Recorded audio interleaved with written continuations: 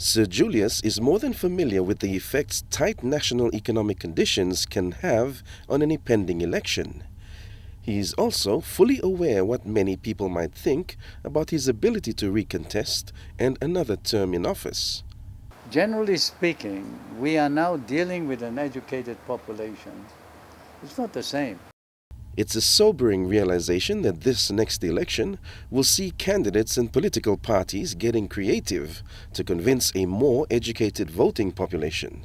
We all know that the government is going through very tough times, and we cannot continue to use the commodity prices as the reasons for the situation that we're in. And I say to you that the current economic and financial situation did not happen yesterday or last year, but it started to build up long time ago.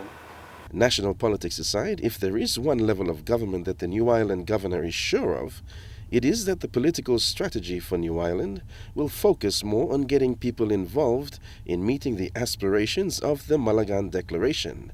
We have achieved over 90% of the Malagan Declaration, and now we're working on the Malagan Declaration forward.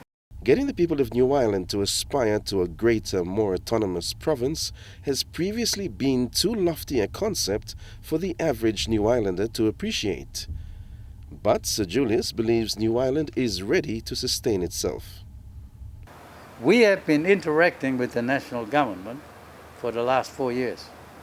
We ourselves, my province, we've drafted the Constitution to enable us to go into the autonomous New Ireland with a Constitution that makes the changes necessary.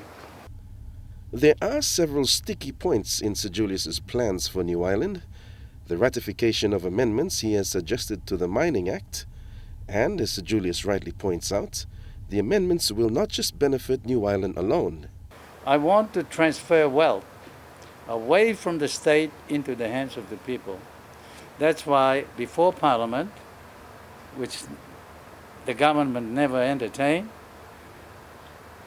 is my drafted law to transfer wealth back to the people by transferring the resource back to the traditional owners which have owned those resources for the last 40,000 years.